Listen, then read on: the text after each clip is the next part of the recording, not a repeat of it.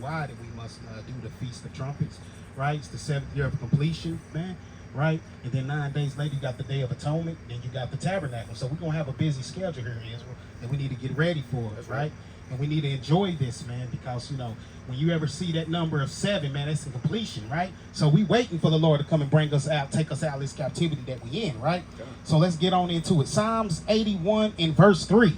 It says, blow up the trumpet in the new moon, in the time appointed on your psalming feast day. That's right. For this was a statute for Israel and a law of the God of Jacob. That's right.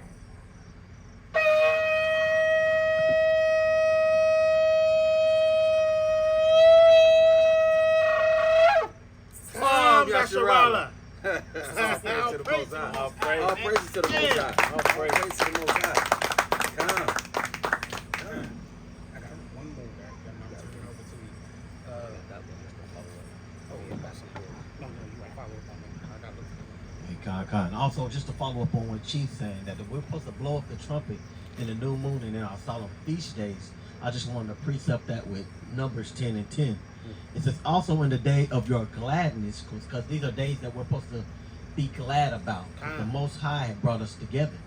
It says in your solemn feast days and in the beginning of your months, ye shall blow with the trumpets of your burnt offerings. Like now, we don't have burnt offerings. We offer our bodies and our minds as a sacrifice unto the Most High. Like I don't want to step on nobody's toes or anything like that, but like that's what we're here for. That's right. We're here to celebrate the Most High. We're here to be a sacrifice before Him. This is the beginning. This is the beginning of a new month. That's right. The civil year for Israel. That's right. And just to finish it off, it says, and over the sacrifice of your peace offerings, that they may be to you for memorial before your God. I am Yahweh, your power. That's right. All praises to the Most High. All praises to the Most High, man. Come. For that right there, man. That's powerful, man. That's powerful, man. Right? And just to let you know, man, the world is being judged right now. Right? And I hope y'all pay attention to what's going on, man. That's the Most High, man. He brought that judgment. Can I, hey, Cap, real quick, right, you hold your precept. Can you give me Isaiah 13:11 real quick? And I just want to hit that real quick. Then I'm going to go back to Joel to show you, man. So it's very important that we pay attention to what's going on. Isaiah 13 and 11. Con, this is the book of Isaiah, chapter number 13 and verse number 11. Bring it out. And I will punish the world for their evil and the wicked for their iniquity. And I will cause the arrogancy of the proud to cease, and will lay low the haughtiness of the terrible. I will make a man more precious than gold, than fine gold, even a man than the golden wedge of Ophir. Therefore I will shake the heavens, and the earth shall remove out of her place. In the wrath of the Lord of hosts, and in the day of his fierce anger. And it shall be as the chase road, and as a sheep that no man taketh up. They shall every man turn to his own people, and flee every one into his own land. Hey, That's we done right. we with our own people tonight right. here, That's y'all. right. Right? Y'all seeing the wrath of God pull up the world apart, the whole earth apart right now, man. So we give all glory and honor to the Most High for that thing, man, because he's true to his word. You know, a lot of us don't know too much about history. A lot of our towns and cities were flooded by the enemy. Babies, children, they flooded it, man. Opened them dams up like Lake Lanier and flooded them because they wouldn't sell their land, our people, man. So the Most High hasn't forgotten about that. He told you what a man sowed, that what he reaped also. So he turned it down, right? He has not forgot about his children, right? Let me jump to Joel 2 and verse 1. It says, blow ye the trumpet in Zion, and sound an alarm in my holy mountains. Let all the inhabitants of the land tremble, for the day of the Lord cometh, for it is nigh at hand. The day of the Lord is coming. It's at hand. So they need to start trembling, right? Get ready for the Most High to return with his son, man, and we begin to take our rulership back, because that's what the Bible is all about, rulership. We're going to be back as hierarchies on the earth, ruling this thing, man. We're going to be doing these feasts of holy days that we're practicing right now. We got to continue this righteous act throughout, right? All praises to the Most High, man. All praises to the Most High for that thing.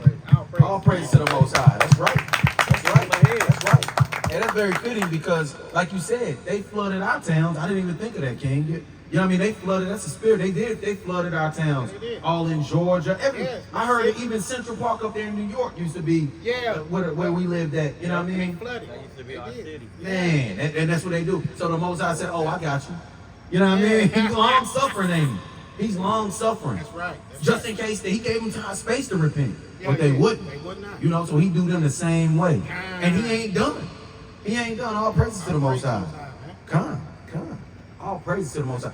And it's another thing that escaped me. I failed to acknowledge that this is also a new moon. So it's a double holiday. It's a double high holy day. You know what I mean? It's a new moon, Feast of Trumpets. We're going in the whole month of just feasts. You know, we're looking forward to it, man. That's You know what I mean? right. We're looking forward to it. All praise to the Praise Most to the High. Most High, man. Yeah. Can I? Yeah, something else?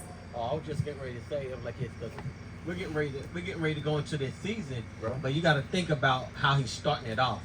I guess what you would do is like when you have your trumpets, usually it's just the sound of alarm, but you also give up your trumpets when you're like giving praise or giving honor to him. So we're starting off our new year giving honor to the Most High, and then we're getting ready to go into a season of cleansing. Right. We're about to go into a whole season of just cleansing. Right. We're gonna be doing atonement. So we're gonna be cleansing our sins, not just for ourselves, but also for the nation. That's right. And then the Most High is gonna call us close to Him with tabernacle. That's right. So if you think about it, it's a whole cycle of just starting over. Again, it's the beginning of the civil year. It's also a time to reflect right before you get into, right before you go into atonement, because when you go into atonement, you're bringing all your sins, all your transgressions before the Most High, so that He can cleanse them. So you have from the beginning of the month until then to be thinking on these things. Like, have I went to my brother and cleared it up with him? If I said something against him, like it's, hey, my bad, like it's, hey, forgive me. Right. And how many times you supposed to forgive your brother? 77 times. Like it, and that's what we're getting into. We're getting into a time period where we're supposed to be cleansing ourselves so that we can present ourselves before the Most High. That's All right. praises, man, for that. Right? Yeah, I'm gonna get can you give me Judges? What you had something about? Oh, I was gonna read your precept that you pulled out earlier, real quick. He said, this is Revelations 2 and 22. No, I'm gonna say 21. Start at verse 21. What Cap just said. And I gave her space to repent of her fornication, and she repented not. Right? You get back what you dished out. You getting it right back. Right? So all praise to the Most High for that thing. He said, what he say is what's that? Balance is an abomination. Yeah. Equal balance, abomination to him. That's right. Right? It's got to be equal balance, man. You know what I'm That's saying? right. So thank the Most High for this, man. That we are truly can see the signs and wonders and stuff. And I do have something that I would like to share once we get through with all this, man. And one of them, real quick, man, is today when I was at the doctor's office, real quick. It was a lady that came in with her daughter, and when she came in with her daughter, she sat down right next a chair over from me. And she saw me in my fringes, and she said, "Excuse me," you know. And I turned around and said, "Yes, ma'am." She said, "I heard about the Israelites." I said, "Oh, really?" She said, "Yeah." So she done opened up the door for a conversation. Edomite. Right? Nah, it's a sister. Okay. Right? And I said, "Okay, man. You know, so we right there in the office and stuff, man, and talking about this thing, man." She said, "Yeah, I follow a camp while I'm down here." I said, "You do?" She said, "Yeah." I said, "What camp is that you follow?" She said, "Trees of Righteousness." I just sat there. I just sat and looked at her, man, and she said, "Yeah." She said, "Do you know anything about them?" I said, "I would like to. Can you pull it up and let me see it?" She said, "Sure, I can pull it up and let you see it." Then all of a sudden, she stopped. She looked at me. She said, wait a minute. You?" I said, "You got it. You can go ahead and say it by now." She said, "You check." I said, "You got it. That's us, man, right?" Just to show you that we don't go by, we ain't doing by sizes. We're not counting these things. The Lord is the one that's doing it. That's right. He's doing everything. What we don't see, reach, and touch, He takes that to that part, right? We ain't worried about views or anything, man. We just got to be faithful with the small so we can be faithful over the great when the day come and that time come, and it will come as long as we continue to do the work of the Lord, man. Right. Like, I didn't even know the sister, but she brought that out today to me. I was like, that is crazy, man. That just shows you how God works. Right. And this thing is touchy. people you don't even have a clue is touching. All praises for that. All praises for that. You know what I mean? All praises to the Most High. Because he do his thing in his time and the way he wanted. He ain't never about the numbers. It ain't never about the numbers with the Lord. You know what I mean? Because that numbers equals strength. And when we're weak, that's when he's strong. That's when he can be magnified. All praise to the Most High. Let me get Judges chapter 4, I believe it is. Which one you want? Salakia 5 and 11. 5 and 11? Yeah, I got you. This is Judges 5 and 11. They that are delivered from the noise of archers in the place of drawing water, there shall they rehearse the righteous acts of the Lord. Yeah. Even the righteous acts towards the inhabitants of his villages in Israel. Right.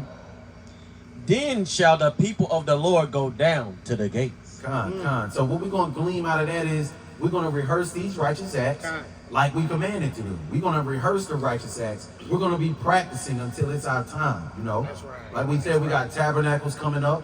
We got all of these high holy days that don't just disappear. They're not going to just go in a thin air all of a sudden. Nah, we got to rehearse these righteous acts so we can get them right. That's all we're doing right now. That's why he give us grace. We're rehearsing righteous acts. You know what I mean? Wearing our fringes, not eating pork, shrimp, crab, lobster. Those are rehearsing righteous acts as well. You know what I mean? So that's what we're going to continue to do. I wanted to show something real quick. Since we're doing the Feast of Trumpets, can I get Numbers, chapter number 10, Bible the shot? Yeah, chapter number 10, and start from the top, Bible the shot. We'll start from the top, got you. This is Numbers 10 and 1. And the Lord spake unto Moses, saying, Make thee 2 trumpets of silver. How many trumpets? 2 trumpets of silver. Of a whole piece shalt thou make them, that thou mayest use them for calling of the assembly, and for the journeying of the camps. So the Most High showing us that he had 2 different types. He had us make 2 different types of trumpets just for this reason. We're going to assemble the camp so everybody know the sound of that trumpet. You know what to do. You know what I mean? And it's certain, you know, we're going to get into it, but you know, and then when we journey, when we're going on a journey, when it's time to get up and move, you know what I mean? You blow the trumpet. Come on, girl. Verse 2. Verse 3. And when they shall blow with them, all the assembly shall assemble themselves to thee at the door of the tabernacle of the congregation. And if they blow but 1 trumpet, then the princes which are head of the thousands of Israel shall gather themselves unto thee. Right. So if they blow both the trumpets, everybody comes. 1 trumpet, we just want the leaders. The leadership comes, right? Go ahead, Ken. Verse 5. Then ye blow an alarm. Then the camps that lie on the east part shall go forward. Then ye blow an alarm the 2nd time. Then the camps that lie on the south side shall take their journey. They shall blow an alarm for their journeys. Right. But when the congregation is to be gathered together, ye shall blow, but ye shall not sound an alarm. So the Lord, we was attentive to these different horn types. You know what I mean? And I heard a brother call Hezekiah the trumpet god or something. Not the god, but something he called you. The trumpet master. Yeah, the trumpet master. So we had brothers that specialize in this thing. Adonai can blow that thing, man. You know what I mean? We had people that were specializing in blowing of the trumpets, and we were all keen to the hearing of these different sounds, and we knew what to do. You know what I mean? Because the Most High had us decently and in order. That's right. He had three tribes to each side, all 4 corners, right? And we knew which one to go, single file line, all that type of stuff, you know? Order. Yeah, it's just all about order, man. And that's what we're trying to do, is bring our people back into order, you know? But, you know, that was just about the blowing of the trumpets. I just wanted to bring that out. I got one other thing to show, and I'm going to give it right back unless you had something, guys. Yeah, I wanted to bring down the 10. Because that's just the spirit. Because I was telling Chief, I'm going to bring out Numbers 10 and 10. Oh, word? Okay. Okay. So you just went right to it. I was like, dang, that's a spirit. That's a spirit. Come. So I'm going to get straight to it. This is Numbers 10 and 10. That's right. Like it's because this is what we just got through reading. We just got through reading this earlier. It says, also, actually, I'm going to start up at 9. Yeah. And if ye go to war in your land against the enemy that oppresseth you, then ye shall blow an alarm with trumpets, and ye shall be remembered before the Lord your God and ye shall be saved from your enemies. So that's another reason why we blow the alarm. Exactly. Like we're crying out to the Most High to save us That's from our right. enemies. It's the alarm to say, we need your help. Now. We need your help. It ain't. I can't help like this. I would love to run out there and just swing swords for my brothers, but but if the Lord ain't with me, it ain't gonna do nothing. It's not gonna prosper. There you go. And that's why we need the Lord. We gotta blow the trumpets to call upon our Lord. That's right. Come. Don't he tell us to blow the trumpet in the new moon? Blow the trumpet here, blow the trumpet there, you know what I mean? Yeah, ring it along, make some noise. That's right. You know what I mean? That's right. That's what brothers come out when they go in the concert, make some noise. You know what I mean? I'm bringing so-and-so to the stage, you know what I mean? It's already in our DNA. You know what I mean? Make some noise to the Lord. Yeah, make a joyful noise unto the Lord. You know? So we got to get used to that. I just want to go ahead. We already read 10, so I'm not even gonna go there like this. But that was it's a good point on 10 that we're supposed to blow up our trumpets in the solemn feast days. That we're supposed to blow it in gladness, like it's just like I was saying earlier. It's a joyous occasion. Right. Even when we're blowing it, that our enemies are coming, we know that the Lord is gonna be there to defend us, to save us. Yeah. So that's another reason to be joyful. Right. All praises. All praises to the Most High. You know, and he gave us these different things that's how you reach me. You know what I mean? This is how you reach me. You want to get my attention? The Most High said, "Hey, look, blow the trumpet. Y'all got trouble going on? Blow it. That's how you get me." You know what I mean? He ain't saying reach me on my cell phone or my pager. You know what I mean? This is how you get my attention. Yeah. Blow that trumpet. You know what to do. You got the silver trumpets. You know what I mean? Blow the trumpets. You know what I mean? It's beautiful, man. And how intricate the Lord is. And we go in these scriptures because normally I'd look over that and it wouldn't mean nothing. But since you come into the truth, everything means something. I don't even want to get a dog's them crumbs. Because that belongs to us, man. For real, them crumbs belong to us. That's too much. Yeah, man, it is too much. You know what I mean? The bread belongs to the That's children. right. That's our crumbs. And I got the finger on the plate. Yeah. You try to pick them up with your finger. Yeah, I don't even want them to smell it, man. Don't even smell it. You know what I mean? Stand at the door. Yeah. God. So I want to touch on one more little thing real quick because King brought it out, and that's the spirit because you was also talking about how our sacrifices. We got other types of sacrifices, right? A brother brought it up a while ago, but I didn't kind of fully catch it. And I'll go into that later. But can I get a Psalm number 54 and verse number 6? Hebrews 13 and 11 about the shot. This is Psalms 54 and verse 6. I will freely sacrifice unto thee. I will praise thy name, O Yahweh. How you gonna sacrifice again, God? Freely sacrifice unto thee. I will praise thy name, O Yahweh. Come. That's the free will offering right there, basically. You know what I mean? He gonna praise the Lord. That's a sacrifice. Right. You know what I mean? It's a sacrifice. He praising the Lord, right? Check this one out.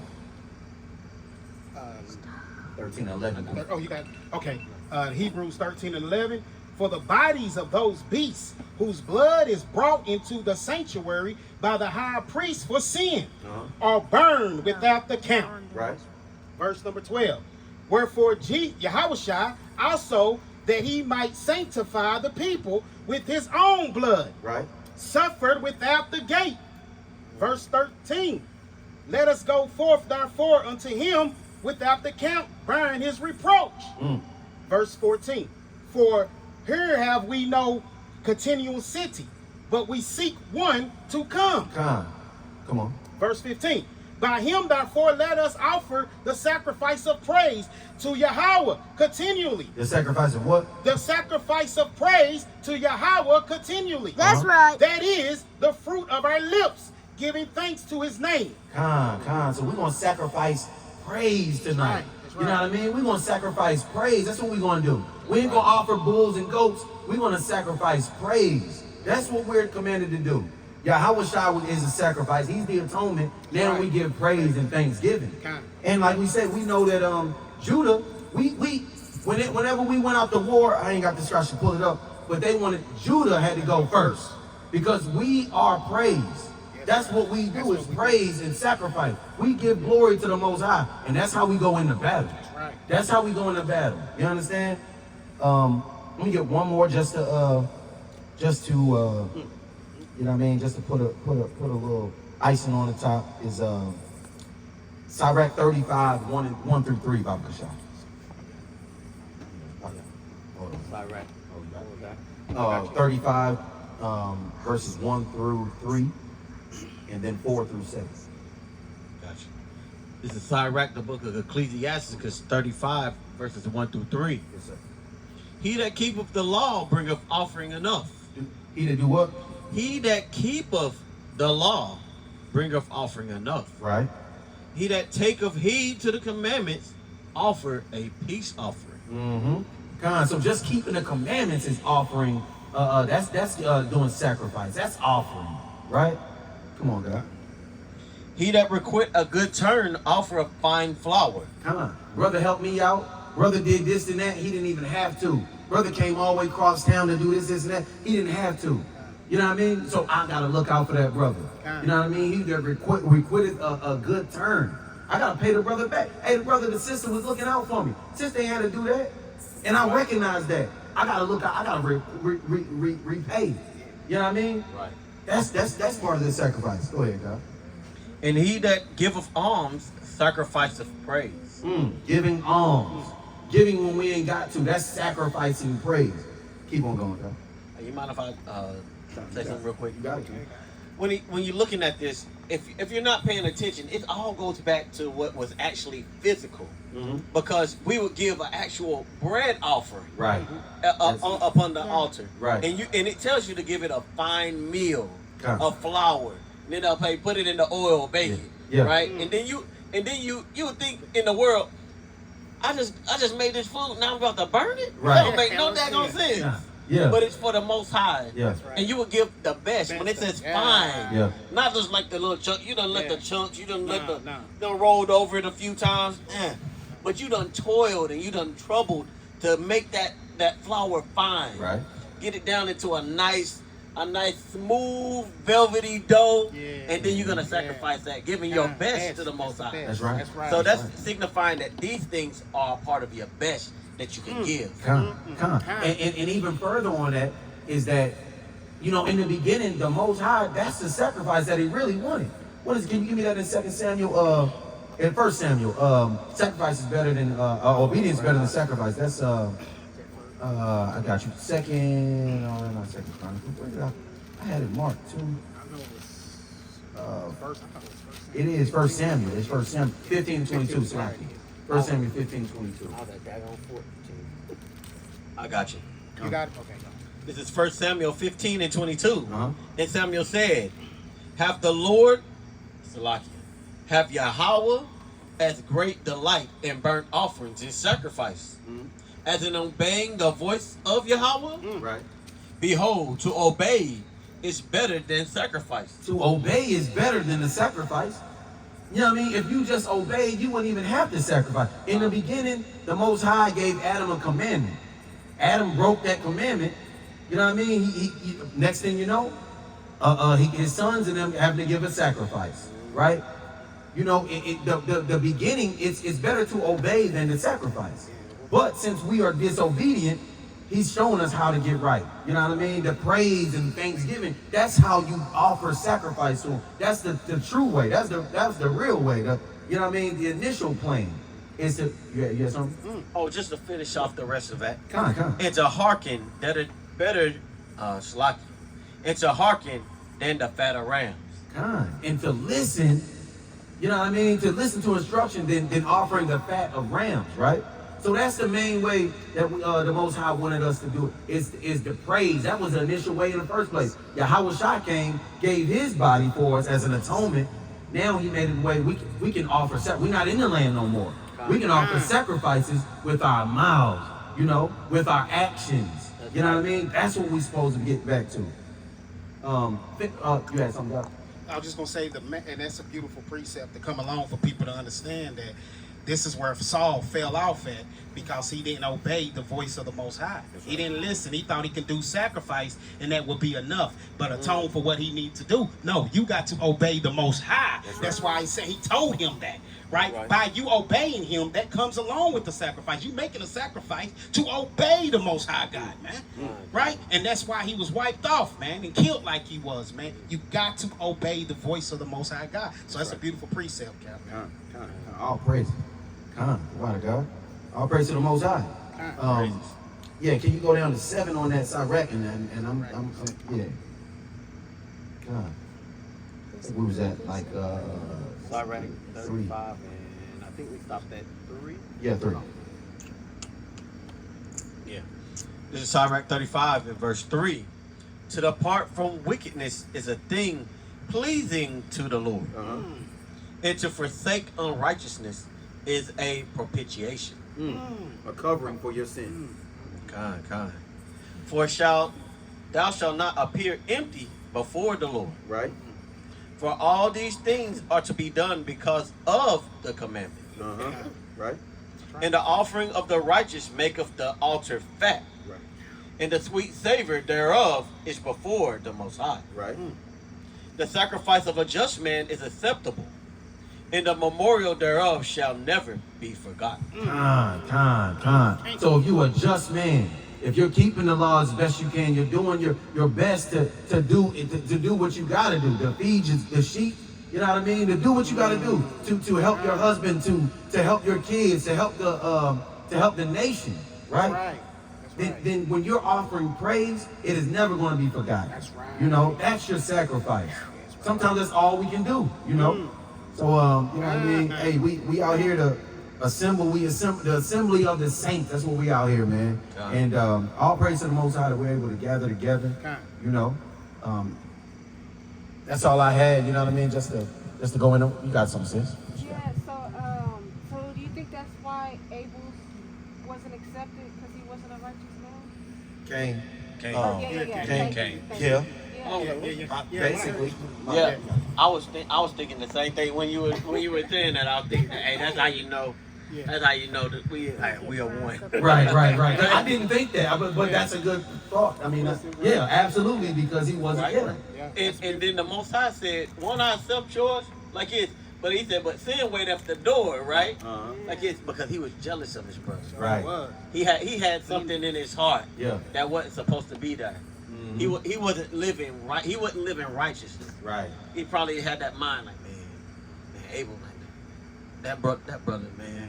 I just wish, like, yeah, I wish that lamb would have died over there. Right. Like, hey, man, then the Most High gonna be like, damn, that's some good carrots, Right. or some fruit or something. But the Most High said it was gonna be He was gonna accept it anyway. Right. He just had favor upon Abel's sacrifice because it was of the animals, and we already know he liked the fat of the lamb and stuff like that. Because the atonement for sins is blood in the first place, and Abel should have knew that. But also, hold on, sis. Also, like you were saying, you know, it says if you got aught with your brother, leave your gift at the altar and go make it right with him. So the Most High is looking at him, because that's a good thing that y'all brought that out, because the Most High was looking at Cain like, this brother gonna come and offer this, knowing he jealous of his brother in the first place. Right. You know what I mean? So the Most High said, oh, Cain didn't tell his brother that he was jealous. You know what I mean? But the Most High saw that and said, I ain't gonna accept that because, you know what I mean? You're jealous. I can see through this. I can see you. You know what I mean? Yeah, I see your heart, bro. You know what I mean? Now go get right and then come back. Cain couldn't take that. He couldn't just say, I apologize. You know what I mean? He couldn't even do that. So he got what he got.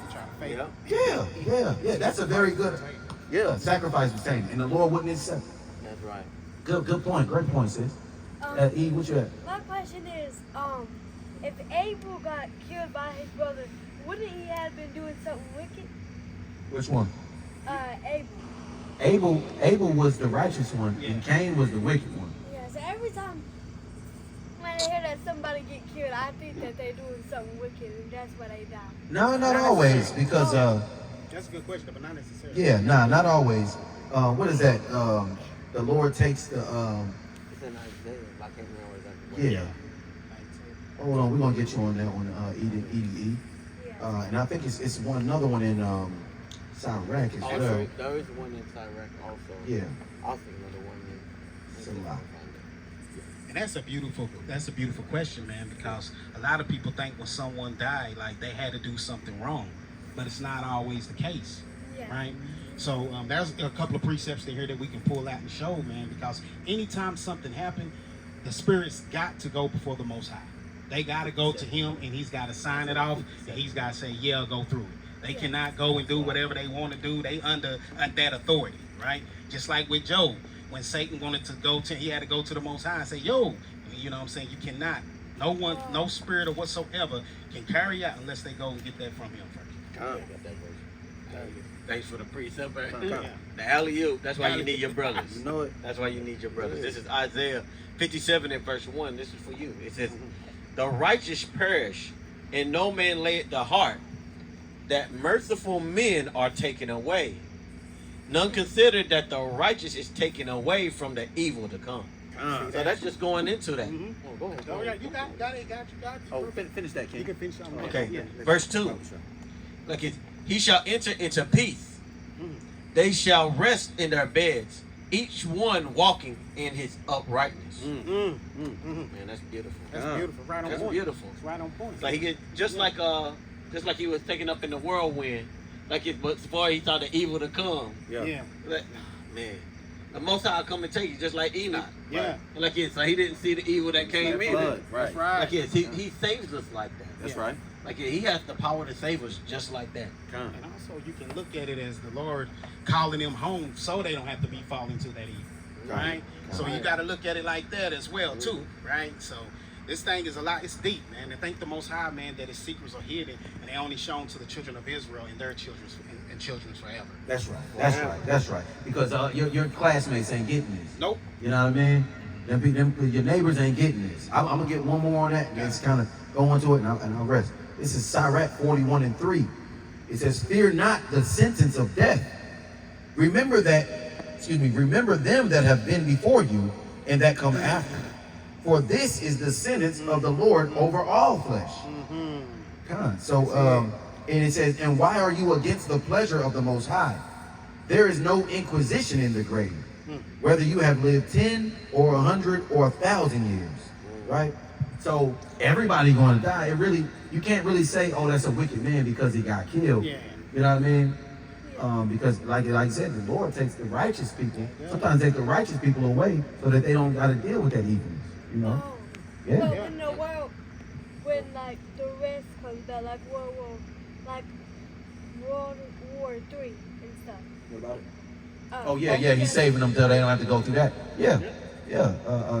That's true too. You got something? Oh, and that is a great a question and point on that, because that's actually what's going into what I wanted to share at the end of this thing. What she just said about the World War III and all that stuff, man. So that's something I want to share with the camp, because it's very significant. Oh, yeah. You know, prophetic. Yeah. With these dreams of the last day, you know, the Lord always warns his people when he about to do something, right? He ain't just gonna let us sit here, man. We keeping the laws, man. We ain't gonna get killed. Why we getting killed for keeping it, man? Why we getting destroyed? We obeying the Lord. We showing through him through love that we obey his commandments, man. He's gonna protect us, right? So it wasn't nothing. It was, I think I called, I text both of the kings, man, and told them that I had something to talk with them about when Cap, he was out of town still. I said, when you get back. And what happened was, it was very significant on last Shabbat. Here, we know it rained and all this stuff that went on and everything, man. But after I got done praying, I went to sleep that night. I woke up. And when I woke up, it was a bunch of churches. And they were going into a building, an office meeting, to find out how to make the government better. And I just walked in beside them and listening to these people come together and talk how they can make the government better. By me sitting at the table where they was listening to their conversation, one of the ladies jumped up and said, "They are here." And she pointed out at the window.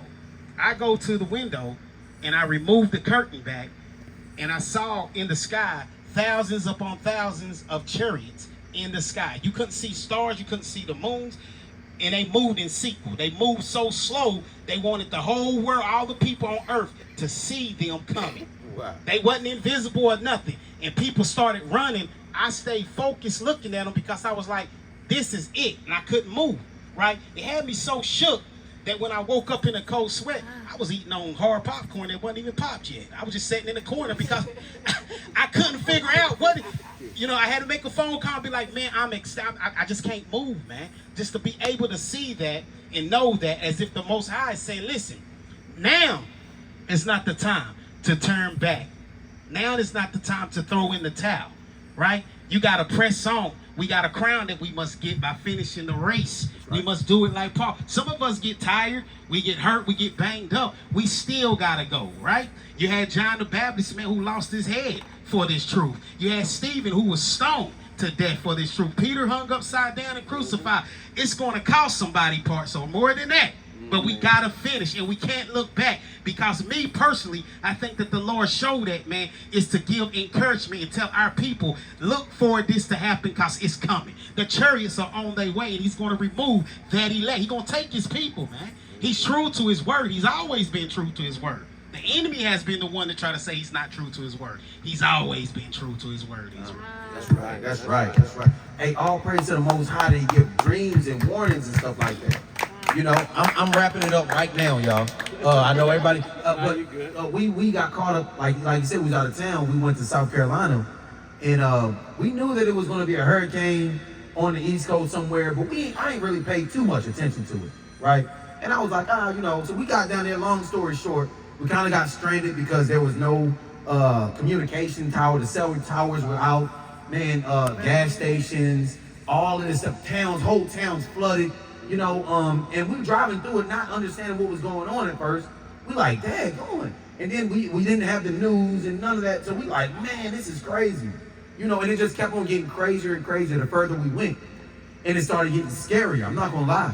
And it looked like how the Lord is gonna do, at the end when you're gonna see nothing but devastation. Cars turned over, houses destroyed, buildings destroyed, and people dead bodies everywhere. That's what it seemed like to me, and it was crazy, man.